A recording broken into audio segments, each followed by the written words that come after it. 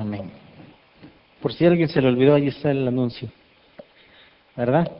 Hermanos, estamos en una serie acerca de identidad saludable y el día de hoy queremos continuar en el pasaje que hemos estado analizando a lo largo de este mes para poder entrar para poder conocer más acerca de la identidad saludable. Recuerde que nuestro versículo lema de este mes es Romanos 8:17, donde dice: y si hijos, también herederos, herederos de Dios y coherederos con Cristo, si es que padecemos juntamente con Él, para que juntamente con Él seamos glorificados. Amén.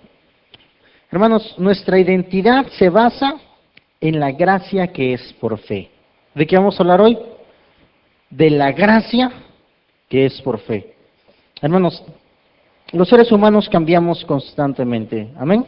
Los seres humanos estamos en constante cambio. Basta con dejar de ver a alguno de nuestros sobrinos, algún hermano, algún primo, chiquito, hablando chiquito.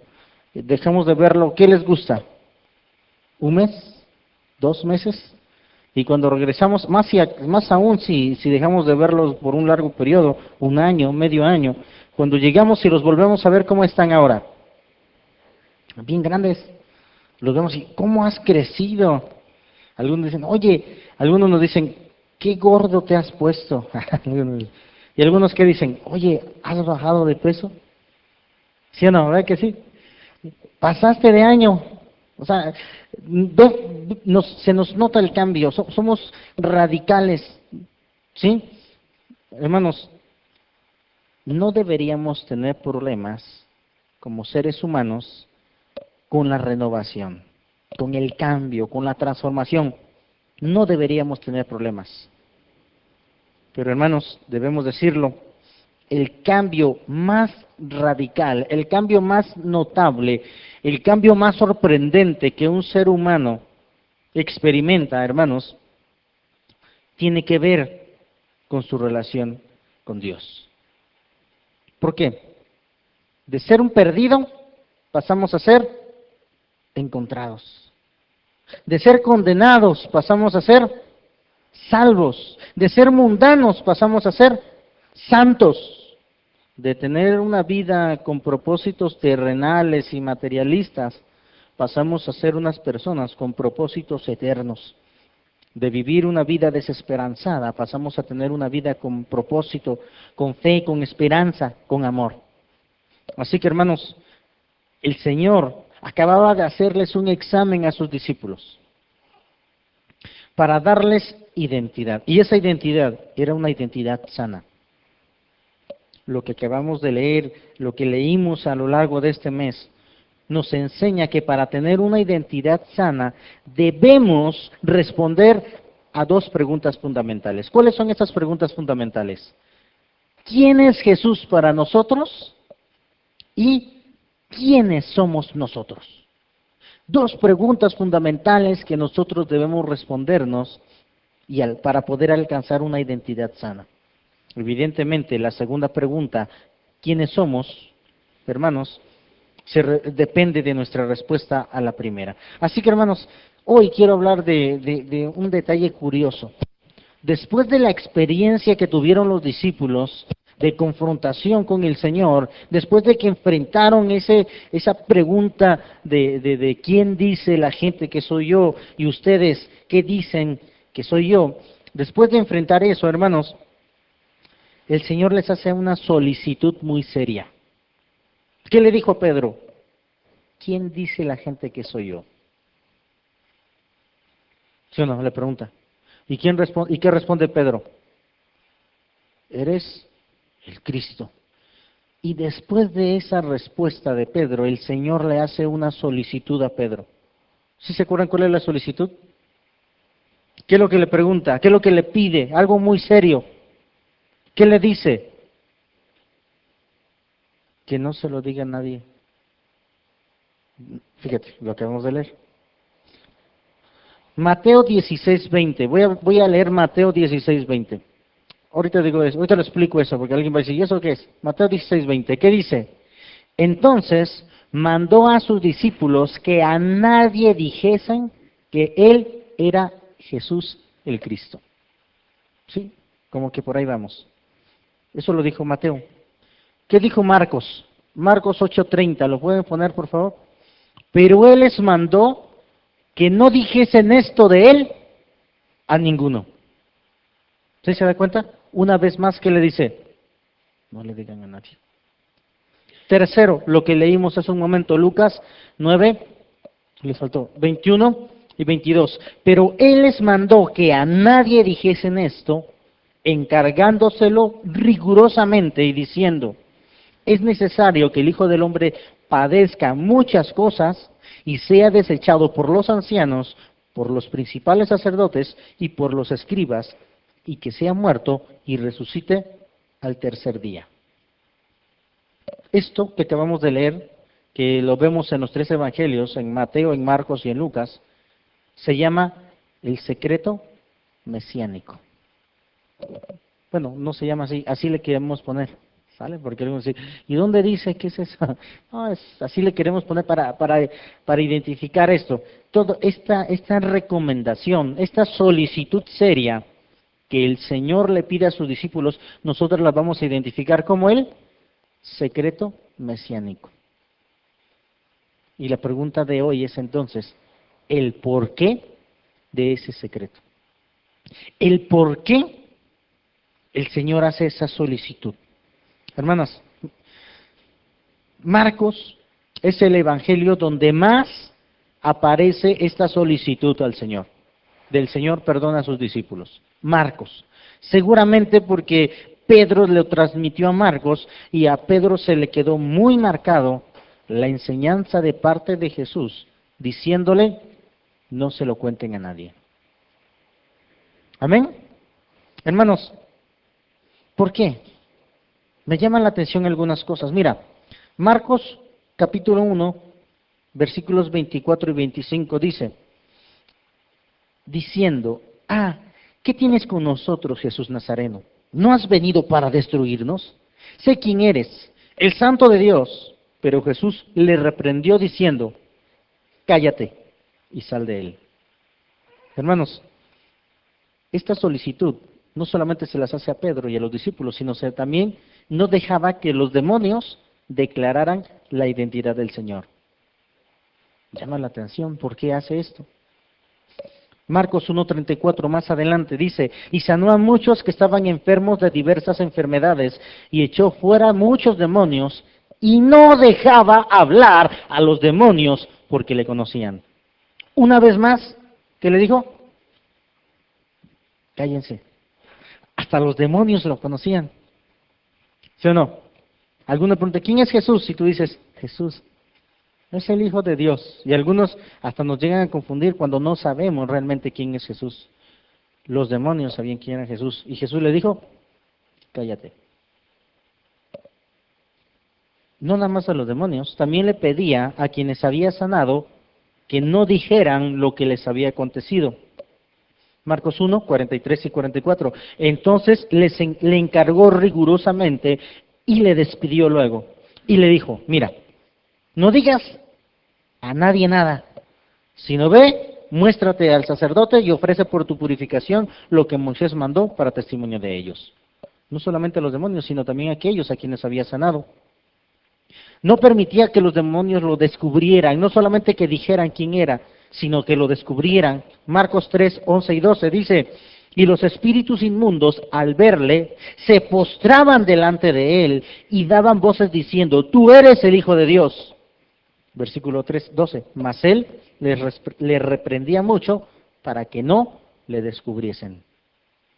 ¿Sí se da cuenta? ¿Por qué? Otro milagro, hermanos, que pide que no sea declarado es en Marcos 5:43, donde dice, pero él les mandó mucho que nadie supiese y dijo que se le diese de comer.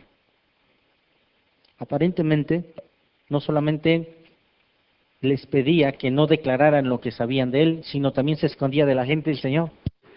Se escondía, no quería que la gente lo estuviera viendo. Todo lo contrario de los predicadores hoy en día, de esos falsos predicadores del evangelio, del falso evangelio de prosperidad, que todo el mundo los tiene que ver, que tienes que ir hasta donde está Él para que recibas el milagro. ¿Qué hizo el Señor Jesús? Se escondía de la gente. Fíjate, Marcos 7:24 dice, levantándose de allí, se fue a la región de Tiro y Sidón, y entrando en una casa, no quiso que nadie lo supiese, pero no pudo esconderse. No es como hoy en día esos falsos profetas que dice, voy a ir a Tehuacán, pero necesito que me hospeden en un hotel de primera. No, pues tenemos al City Express. Con esa me conformo, ya dimos, ¿sí o no?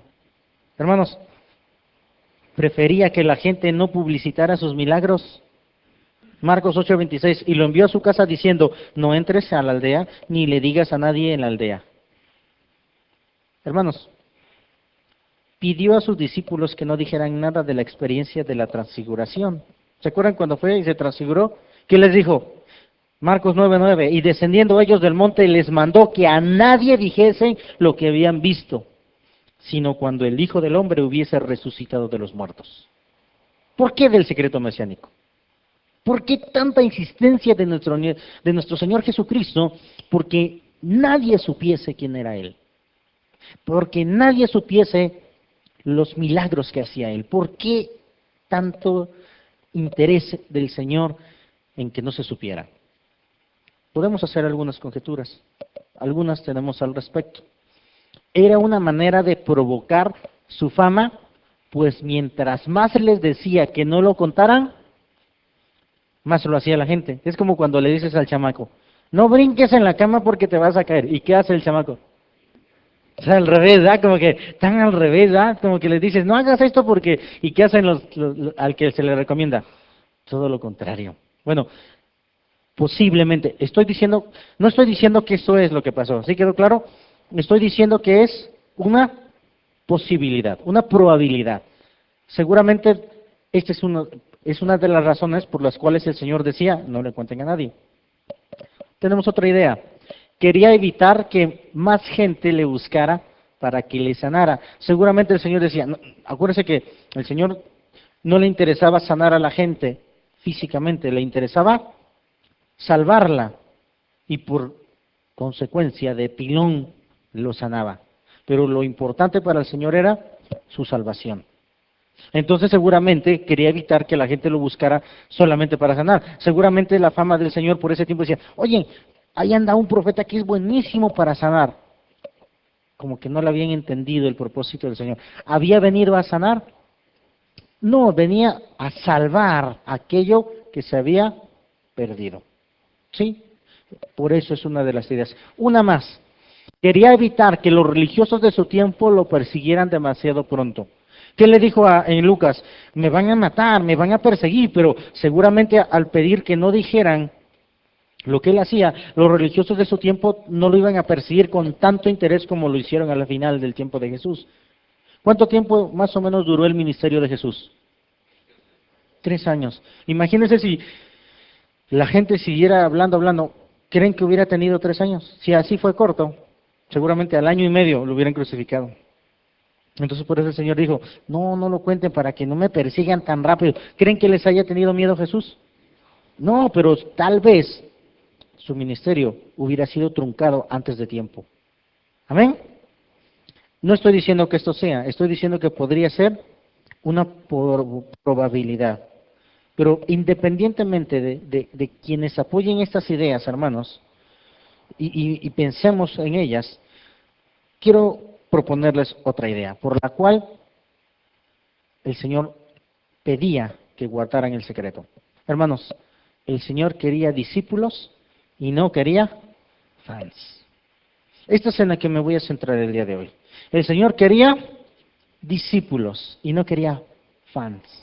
¿Usted es fan de alguien? ¿Fan de alguien? ¿Usted es fan de alguien? No, pastor, me encanta cómo predica tal pastor. No, me encanta cómo canta, soy su fan. Ustedes, seguramente en el tiempo de Jesús había muchos fans de Jesús. Y el Señor quería evitar eso, porque no quería fans, quería discípulos. Entonces, el Señor quería evitar confrontarse conformarse, perdón, con las ideas triunfalistas del Mesías. Un fan buscaba que el Señor liberara al pueblo de Israel en ese momento. Un fan estaba, hermano, pensando que él iba a liberar al pueblo de Israel. Una cosa más, no estaba dispuesto a caer en la tentación del sensacionalismo. Recuerde que las tentaciones que experimentó en el monte cuando ayunó por 40 días, ¿se acuerdan las tentaciones? Hermanos, evidentemente la tentación de llamar los seres humanos por medio de experiencias sensacionalistas es muy grande, pero el Señor jamás cedió ante dicha tentación. Además, Lucas, hermanos, nos dice que las tentaciones del Señor fueron una constante en su vida. El Señor fue tentado en repetidas ocasiones, no nada más una vez, fue tentado muchos. Dice Lucas 4:13, y cuando el diablo hubo acabado toda tentación, se apartó de él para siempre. ¿Cómo dice? ¿Lo puedes poner? Adelante, adelante, más adelante pon. Otro poquito. Ahí está. ¿Y qué dice Lucas 4:13? Y cuando el diablo hubo acabado toda tentación, se apartó de él por un tiempo. O sea que volvió a venir. Por eso cuando usted dice, pastor, es que apenas entré en una tentación y ahorita otra vez. Algunos quieren decir, no, que me tiente de una vez y para siempre. El Señor fue tentado más de una vez. Se cansó el diablo de tentarlo por hoy y se fue. Pero mañana regresó. Amén. Eso le pasó al Señor.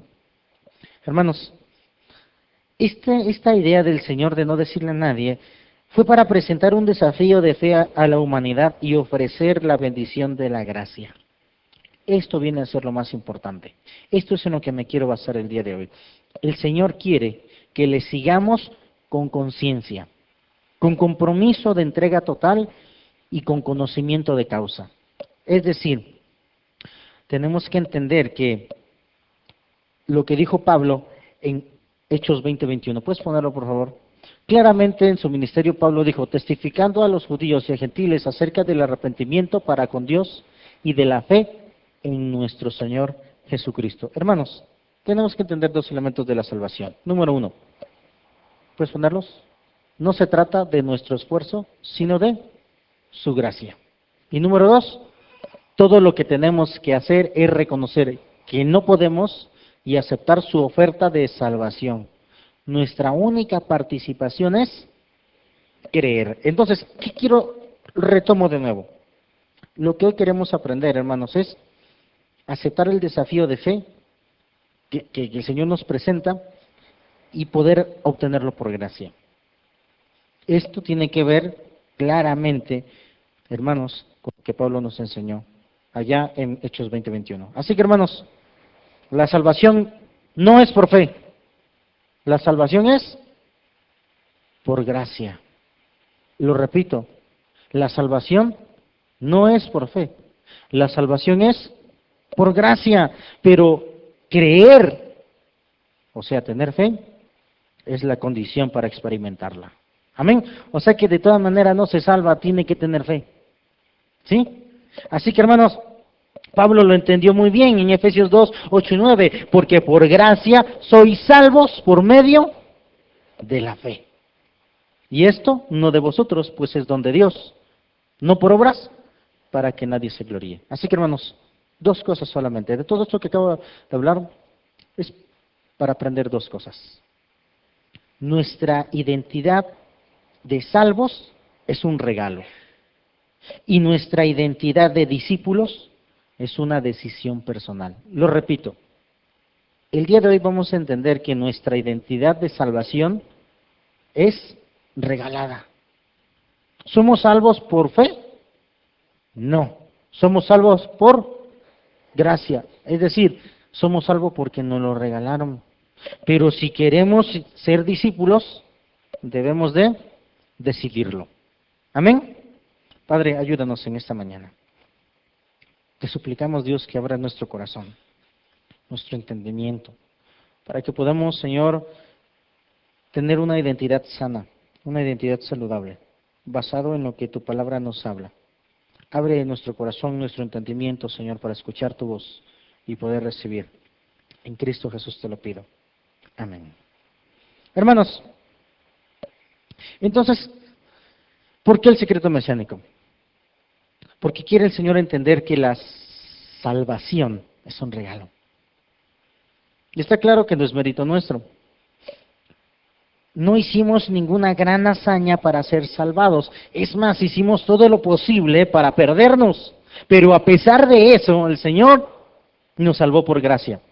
Los seres humanos, desafortunadamente, nos esforzamos más para no ser salvos que para ser salvos. La Biblia dice, el alma que pecare, morirá. Y todos somos pecadores. La Biblia dice que éramos malos y a pesar de eso nos salvó. Hermanos, no porque hicimos algo, sino por su gracia. ¿Alguna vez usted ha experimentado un efecto en su vida que se llama déjà vu? ¿Sí lo ha escuchado esa palabra? ¿Qué es un déjà vu? Así como que, uy, volvió a pasar. Sí sabe que es un error neurológico eso, ¿va?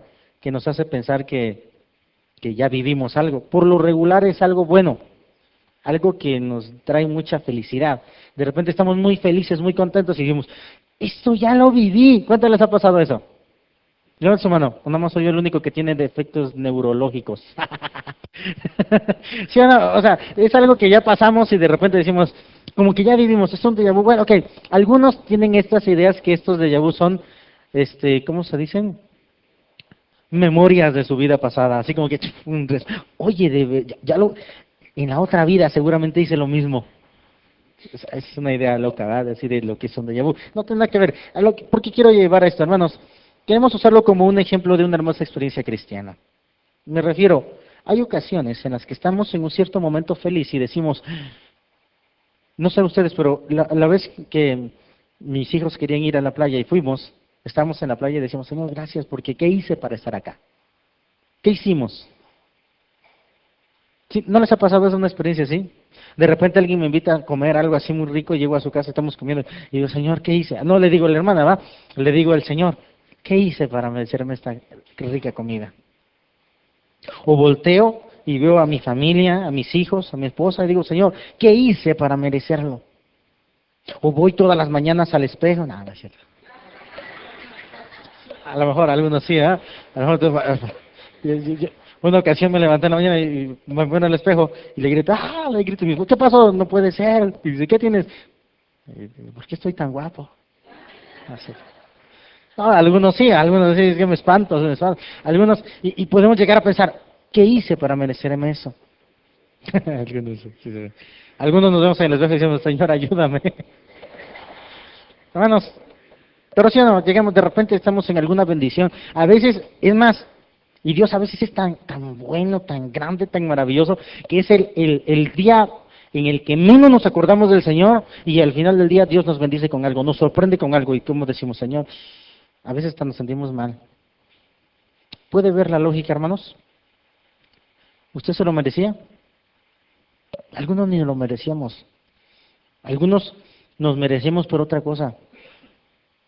Pero al verlo, al ver la bendición de Dios, la gracia deja bien claro, hermanos, que Dios lo hizo en nosotros. El mérito no es nuestro, es del Señor. La gracia nos deja bien claro, pretender hacer algo para salvarnos es una ofensa a la soberanía de nuestro Dios. Y hermanos, por alguna razón, tenemos una especie de empeño por exaltar al hombre en vez de exaltar a Dios. ¿Sí o no? Tenemos un problema con esto. De repente voy a tomar un ejemplo muy claro. Voy a tener un ejemplo. ¿Usted ha leído la historia de Gedeón alguna vez? Sí, lo ha leído. ¿Se acuerda de la historia de Gedeón? ¿Quiere recordarla? ¿Qué pasó con Gedeón? ¿Quién era Gedeón? Un hombre que estaba limpiando trigo. ¿Cómo se limpia el trigo? ¿Alguna vez usted ha limpiado trigo en su vida? Yo he limpiado trigo, lo tenemos que hacer al aire libre porque lo avientas y el airecito se tiene que llevar la basura y regresa. ¿Él dónde creen que lo estaba limpiando? En un hoyo. Hermanos, no hay mérito en nosotros. No se trata de nosotros. No se trata de lo que nosotros podamos hacer, se trata de Dios. Se trata de su gracia. Dios no necesita que hagamos nada para salvarnos. ¿Cuándo pensamos nosotros que necesitamos ayudar a Dios? A veces nos burlamos de la religión tradicional donde vemos que año con año hacen ciertos viajes largos, peregrinaciones, se golpean y ¿qué decimos? Ay, pobres, ¿a poco le van a ayudar a Dios? ¿Sí o no? Hacen penitencias y ¿qué dice usted? No, hombre, si es por gracia, nadie nos lo podemos ganar, ¿eso para qué? Pero nosotros practicamos lo mismo en ocasiones. No venimos a la iglesia, no leemos su palabra, no oramos, no convivimos con los hermanos, no ayunamos, ni no tenemos una vida devocional sistemática, pero cuando necesitamos algo, cuando tenemos que ir a buscar empleo, cuando necesitamos que nuestro negocio prospere, cuando necesitamos que nuestro hijo, nuestra familiar sane, cuando necesitamos que una relación florezca, ¿qué hacemos? Híjole, necesito esto, me voy a poner a orar. Me voy a poner a leer, no hombre, ahora sí me voy a leer todos los salmos. No es difícil. Voy a ayunar todos los sábados de aquí a que Dios me responda. ¿No es lo mismo? No necesitamos hacer nada para que Dios nos bendiga, porque ya lo ha hecho. El problema es que a veces pensamos que tenemos que ayudarle. Necesitamos leer la Biblia, necesitamos orar, necesitamos ayunar, necesitamos tener un devocional sistemático en nuestra vida, no porque queramos ayudar a Dios, sino porque lo necesitamos nosotros mismos. Lo hacemos por eso. Hermanos, ante esta verdad, no puede haber orgullo en nosotros. Algunos se preocupan cuando alguien los alaba, cuando alguien le dice, oye, eres bueno en esto, y se preocupan diciendo, ay, no sé, que me vaya a vanagloriar, que Dios me libre de eso. O algunos así como que tienen, uy, ni me diga, hermana, porque si no, me vaya a sentir, hermanos, si realmente nosotros entendemos que es la gracia, nunca vamos a caer en esa situación. Hermanos, si algo quieres confesar con tus labios, confiesa que sin Dios nada puedes hacer. Por eso no nos cansamos de decirlo. No hay mérito alguno en nosotros. Todo es por gracia de Dios, porque nos ama el Señor. Oramos, leemos, hacemos todo lo que hacemos porque lo necesitamos. Pero Dios nos ama y ha derramado su gracia en nosotros. Así que, hermanos, la gracia tiene su lógica. En virtud de que deja bien claro que el poder es de Dios y no de nosotros. Experimentemos su gracia y disfrutemos su sana identidad. ¿Amén? Entonces, ¿de quién depende? ¿De nosotros o de Dios? Nuestra identidad de ser salvos es un regalo, porque no depende de nosotros, sino de Dios. Pero para eso, segunda cosa, nuestra identidad de discípulos, esa sí es una decisión, por medio de la fe. Es aquí, hermanos, donde el secreto mesiánico tiene sentido. Es hasta acá. Seguir al Señor porque está de moda, porque es una tradición familiar, porque es muy agradable asistir a un culto en donde se nos permite tener experiencias culturales, experiencias musicales y de superación personal, hermanos, o de seguir al Señor porque nos impresionan mucho los milagros. En cierto modo, todo esto es realidad, está bien, pero no es seguirle a Él. El Señor pidió discreción. ¿Por qué? Porque no quería que la gente lo siguiera por los milagros que hacía Él. Quería que lo siguieran a Él. No quería que la gente se impresionara, quería gente que se arrepintiera. No quería personas apasionadas por sus milagros, quería personas apasionadas por el reino. ¿Sí queda claro esto? Ese es el propósito del secreto mesiánico. ¿Por qué quería que los que habían experimentado al Señor se quedaran callados? ¿Por qué querían? Porque querían que los demás lo conocieran personalmente. Esa es la razón Cuando les decían, no le digan a nadie, es como si les estuviera diciendo esto, hermanos, déjenlos que crean por su cuenta. Permítanles descubrir por ellos mismos quién soy. Denle permiso al Espíritu Santo para que haga su obra en sus corazones y se conviertan. Esa es la razón del secreto mesiánico. Es por eso que les estaba diciendo, no le digan, denle chance que ellos se enteren solos. Ahora, alguien puede decir, porque hay listillos por ahí, ¿va?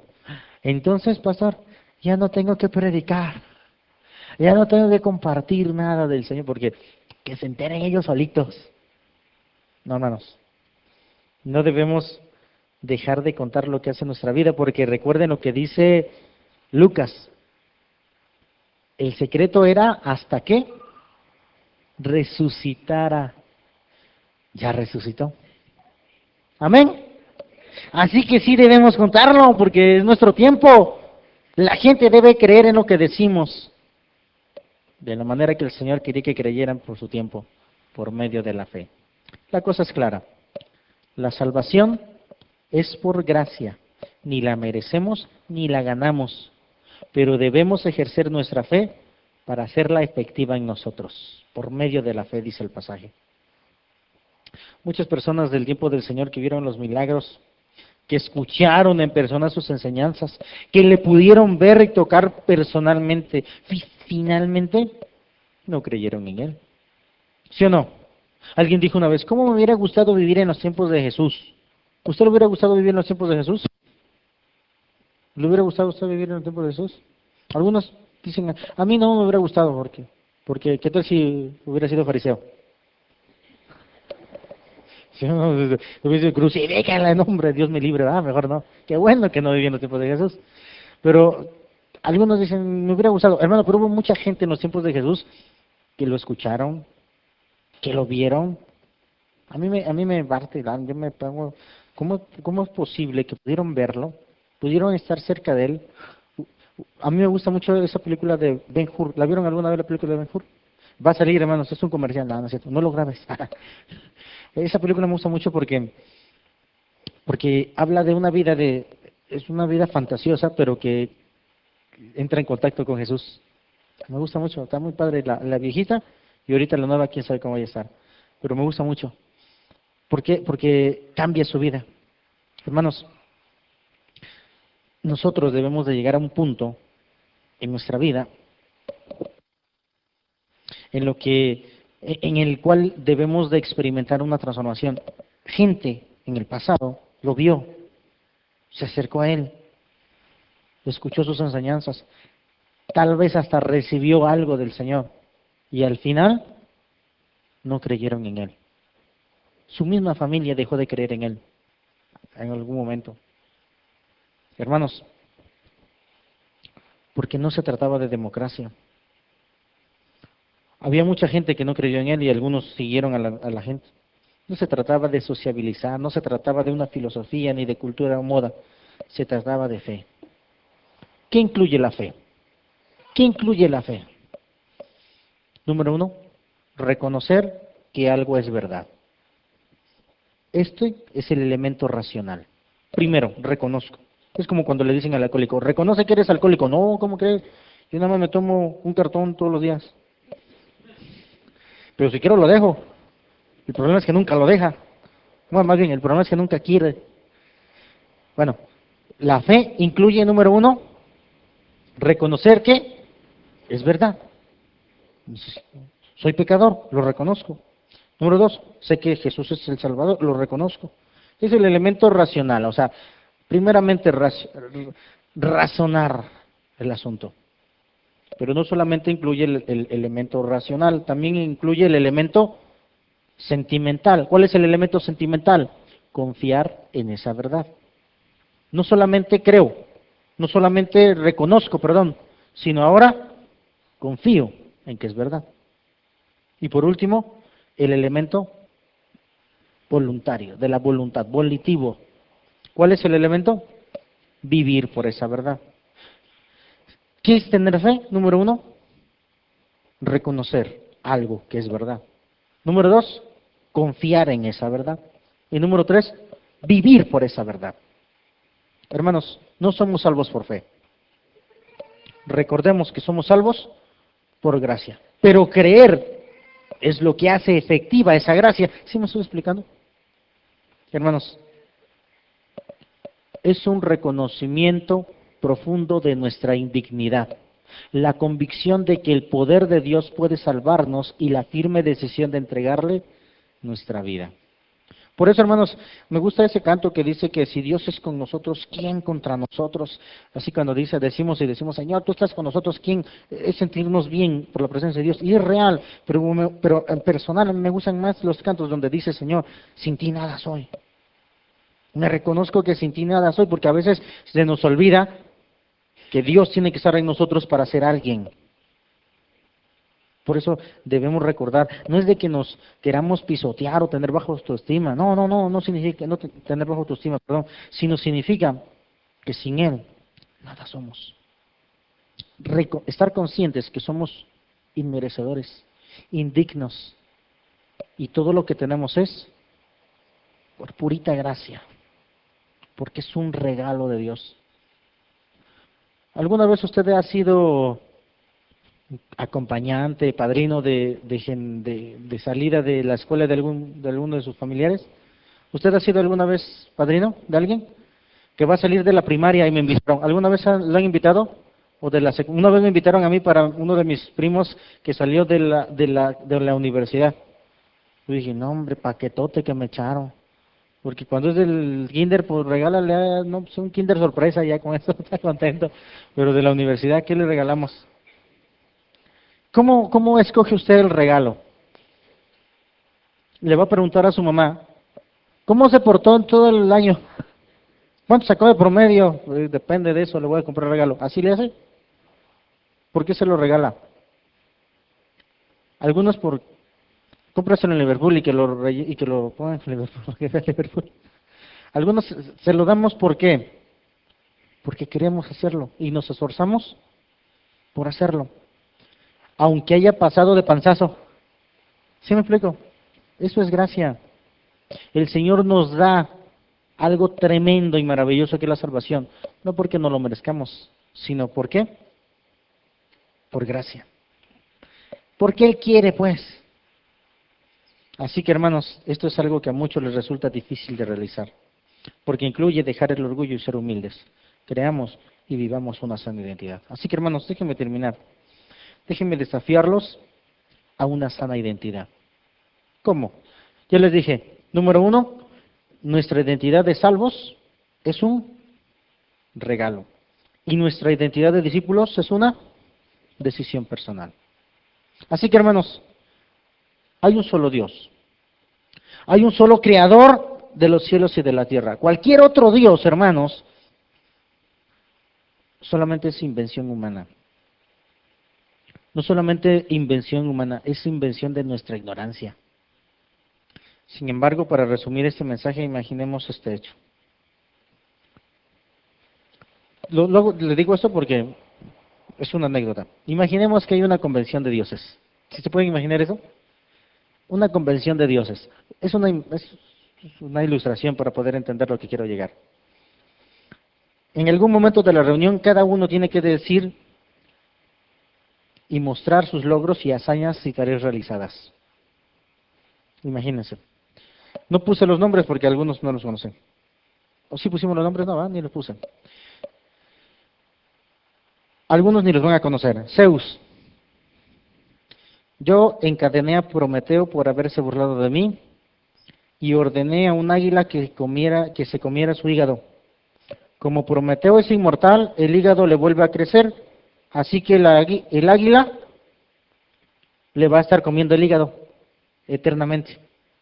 Eso va a decir Zeus. Los que saben de esta mitología saben a lo que me refiero. Afrodita, otro dios.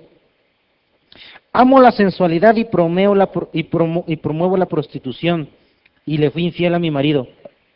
Eso diría la diosa Afrodita. ¿Qué diría Apolo? Tuve más amantes que cualquier otro dios. Mis amantes fueron de ambos sexos. Estoy hablando de dioses que inventados por los hombres y que en algún momento creyeron fervientemente en ellos con estas ideas. Krishna. ¿Sí saben quién es Krishna? De niño robaba mantequilla a mi mamá y a los 16 años maté a todos los gladiadores tiranos en una contienda circense. Mi tío el rey los había contratado para que me mataran. Terminé matando a mi tío a puñetazos y me hice rey. Ese es ese Dios. Vishu o Shiva, es otro nombre. Estoy tan lejos de que no hago mucho por los seres humanos. Anubis, ¿sí saben quién es Anubis? Es un rey egipcio. Dirijo la necrópolis. ¿Sí saben qué es la necrópolis? La ciudad de muertos. Dirijo la necrópolis y guío a los espíritus de los difuntos al otro mundo. ¿Se imaginan? Ra, ¿sí saben quién es Ra? Otro dios egipcio. Todas las noches, en forma de gato, le corto la cabeza a la serpiente de Nut, madre universal. Si no lo hiciera así, el sol no saldría. Es un dios. Tlaloc, ya está, ya me viene más para acá. Este sí sabe, por lo menos, sí saben quién es Tlaloc, ¿va? ¿Qué diría Tlaloc? Yo exigí sacrificios de niños para acabar con las sequías y he causado algunas inundaciones, porque se pasaron. ¿Sí o no? O sea, ¿sí se acuerdan quién era Tlaloc? ¿Quién estaba Tlaloc para que lloviera? Sacrificio de niños. Entonces, cuando se inundaba, ¿qué pasó? Pues se pasaron de chamacos, ¿verdad? Bueno. Déjame ver si lo puedo pronunciar bien. Huitzilop. No lo pronunciaron bien, hermanos. ¿Qué dice? Maté a casi todos mis 400 hermanos porque ellos, motivados por mi hermana, planearon matarme al nacer. Luché para guiar a los mexicas a la fundación de la gran Tenochtitlán. ¿Se imaginan? A ver si puedo decir. Coatlicue. ¿Sí saben quién es esa? Los que fueron a la primaria, sí saben. Es la esposa de Mixcoatl y madre de Huitzilopochtli. Ah, ya se enteraron de algo, ¿ah? Dice, tengo un collar de los corazones arrancados de las víctimas de los sacrificios. Tengo garras en las manos y en los pies. La Santa Muerte, ya es algo más nuevo, pues, para que ya. Solo me interesa la muerte de todos. ¿Te imaginas? Algunos otros mencionarían sus hazañas de meditación, sus guerras en contra de los seres humanos que no creen en ellos, porque hubo dioses que hicieron guerra contra los hombres para que creyeran en ellos, ¿se imaginan? Hermanos, sus máquinas de tortura para que los que eran herejes dejaran de ser así, etcétera, etcétera. Y de repente, en esa convención de dioses, le toca el turno a nuestro Señor Jesús. Va a hablar. Él tomaría a alguno de nosotros, a cualquiera, lo pondría frente a todos los demás dioses y diría, yo encontré a este ser humano en la más oscura tristeza, desesperanzado. Estaba perdido en el pecado este hombre, estaba condenado a muerte, pero di mi vida por él, creyó en mí y yo lo hice salvo. ¿Se imaginas? ¿Qué dijeron todos los demás dioses? Cada perversión que pudiera haber dicho los demás dioses, que sabemos que es mentira, pero en algún momento creyeron en ese tipo de Dios. Y sin en cambio Jesús, ¿qué dijo? Murió por nosotros. Me llama mucho la atención un dibujo de tanto los superhéroes y está Jesús, ¿no? Está contándoles ya. Jesús, así salvé a la humanidad, muriendo por ellos. Transforme su identidad, hermanos. Dice Jesús, tomé a esta persona, morí por él y creyó por mí. Y no solamente hizo eso, transformé su identidad. Ahora es mi hijo y pronto lo traeré a la eternidad para que viva junto a mí para siempre. Hermanos, solamente el verdadero Dios tiene gracia para los seres humanos que creemos en Él. Así que vivamos esa gracia. A lo largo de este mensaje, lo que he querido desarrollar en usted Ese es el concepto de gracia. A lo largo de este mensaje yo he querido que usted entienda el concepto de gracia. No es por obras. No depende de nosotros que Dios nos ame. Es un regalo que no necesitamos ganárnoslo, porque a veces entendemos que es un regalo, pero ¿qué decimos? Hay que ganarnos el regalo. Es como cuando mis hijos quieren ir al cine. ¿Y qué creen que me dicen mis hijos? Sí. Ah, pues hagan el quehacer de la casa. Gánenselo. Y a veces tenemos esa mentalidad con Dios. Es un regalo la gracia, pero nos lo tenemos que ganar. Y no es así. Dios ya no lo ha dado. Solamente nos corresponde creer, tomarlo, disfrutarlo. Y a veces no lo hacemos. Culpabilidad, temor, amargura, algún tipo de estos sentimientos nos hace sentirnos que Dios no nos ama, nos indignos, que Dios no puede derramar su gracia sobre nosotros. Hermanos, Dios ya ha derramado su gracia en nosotros. Dios ya nos ha regalado la salvación. Solamente nuestro trabajo, nuestra participación es creer en Él. No solamente se aplica para la salvación, también se aplica para nuestra vida. En ocasiones vivimos nosotros como paganos, como mundanos. Debemos aprender a vivir como esos hombres y mujeres que han recibido la gracia de Dios. Solamente necesitamos aceptarla.